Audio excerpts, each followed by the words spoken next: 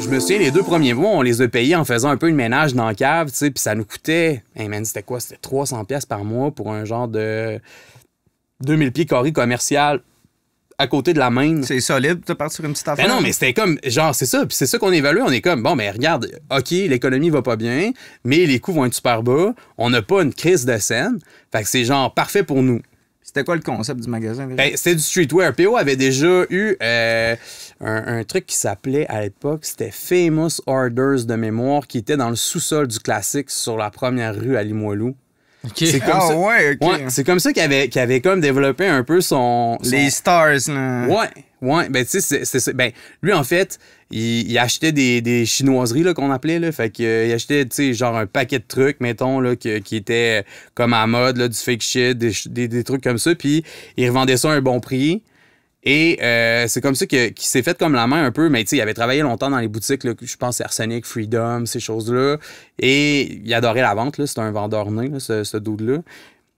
Fait que l'idée, c'était de faire une boutique de streetwear très calquée, à la limite, sur ce que le Classique faisait à ce moment-là, mais à Shawinigan, en y ajoutant notre touche. Puis quand on a parti, c'était très hip-hop.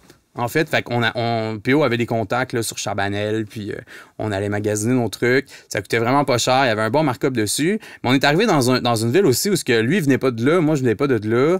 Fait qu'on partait de loin. Il y avait zéro réseau. Connaissiez personne. Non, mais moi, j'ai mon oncle qui avait comme un marché général au centre-ville. Tu sais, j'avais un cousin qui restait là. Mon père était déménagé un peu plus tôt, mais... Ouais, mais t'étais pas un petit gars de la place, là. Non, vraiment pas. Puis là... Moi qui aime tellement travailler en collaboration, on faisait le tour, on cognait à plein de portes. Hey, on organiserait des soirées en collaboration avec vous, tu sais, pas besoin genre de mettre du temps, genre nous on s'en occupe, on veut juste mettre notre bannière sur le truc, blablabla. Puis on s'est fait fermer les portes absolument partout. Ah ouais? Hey, vraiment. Ben là, tu sais. Comment tu relèves de ça? Faut que tu trouves une solution? Ben en fait, on était parti, puis à ce moment-là, on était peut-être un peu naïf, là, mais on se disait, écoute, on trouvera une solution rendu là. Mais on s'est dit, ben, on va faire du travail plus de fond. Là. On va se développer une clientèle à partir de la base, sans mettre trop de publicité. Puis c'est ce qu'on a fait. On a serré des mains, on a rencontré des gens. Les gens sont rentrés dans le shop, ils ont acheté, ils étaient contents, ils ont envoyé des amis. Fait que ça a commencé, tu sais, très bouche à oreille. Mais là, on a fait des stickers, on a commencé à en mettre dans la ville, on a commencé à s'afficher tranquillement, puis en même temps, on a... Le design, les stickers, le design des vêtements, puis tout le kit, c'était-tu toi et ton chum qui décidait ça, puis qui créait ça, ou... Ben oui, en fait, on travaillait beaucoup sur l'image, moi puis PO, puis... Au départ, c'était comme moins important parce qu'on revendait vraiment qu'est-ce que nous, on faisait pas. La ligne maison, c'était pas encore genre dans la ligne de mire parce que faut que tu aies une certaine notoriété pour que les gens veulent acheter ton effigie, tu sais. Fair enough. Ben non, mais c'est ça. C'est parce que si tu ouvres une boutique... Ouais, si tu décolles un brand, faut que tu le mettes sur les dos des personnes genre qui ont déjà de la notoriété pour l'utiliser ou tu te crées une notoriété, puis après, tu vends ton image. Donc, on a commencé par vendre d'autres trucs, puis on est parti dans une idée qui était très, très hip-hop à ce moment-là, puis qui est devenue très snowskate parce qu'en Mauricie, c'était beaucoup ça qui était le vibe. Et la mode en général aussi l'intégrait de plus en plus parce que ça devenait un truc qui était plus mainstream. Genre, si je comprends bien, c'est un peu le principe d'une marque maison, là, finalement. Là, genre, dans le magasin, vous vendez des trucs qui a déjà de la notoriété, mais vous poussez un peu votre marque au travers, puis finalement, c'est ça qui... C'est ça. Tranquillement, c'est ce qu'on a fait. On a commencé avec des petites badges de t-shirts. Genre, on avait retravaillé le logo aussi parce qu'au départ, il était un peu, tu sais, il était deg, là. Il était très gras, puis tu sais, il y a trop de détails. Genre, à l'œil, ça marchait pas. Le logo Watkins. Le logo Flawless. Flawless, ouais, exactement. Fait que le premier logo Flawless, je me souviens, là, c'était un truc ultra travaillé avec des détails dedans, puis c'était genre une Flawless We Trust qu'on avait récupéré le créneau américain, puis c'était dans un espèce d'Oméga.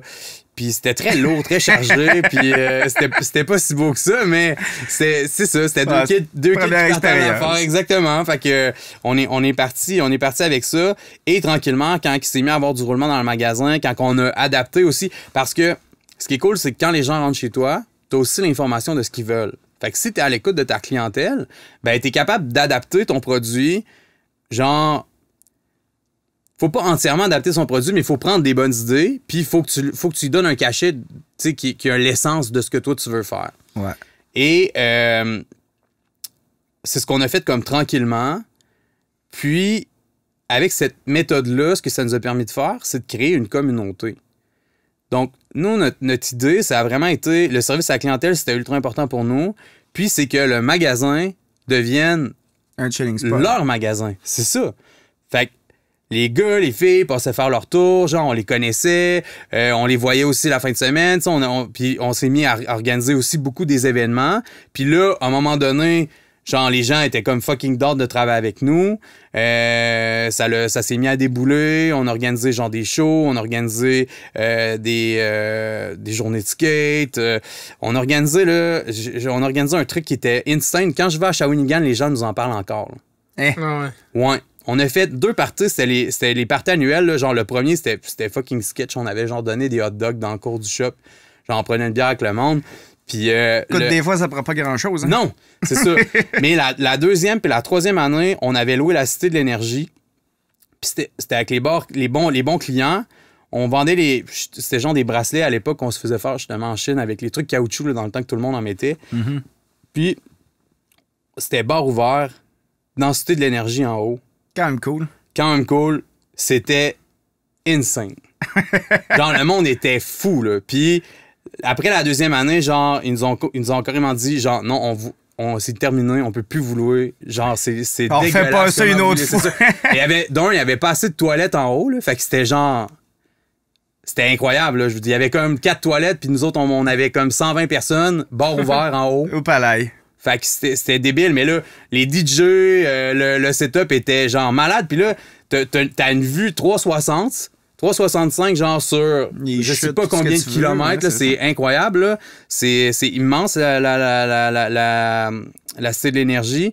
Fait que t'es en haut là, puis t'es chaud noir, avec plein de monde que t'apprécies beaucoup. Fait que quand je passe à Shawi, les gens me parlent encore, tu sais, des parties d'anniversaire Flawless qu'on avait faites là-dedans. C'est genre les souvenirs que les gens ont des événements qu'on organisait. Fait que, tu sais, tout l'esprit de communauté, l'idée de rassembler les gens autour d'un truc. Fait que là, c'est un projet commercial.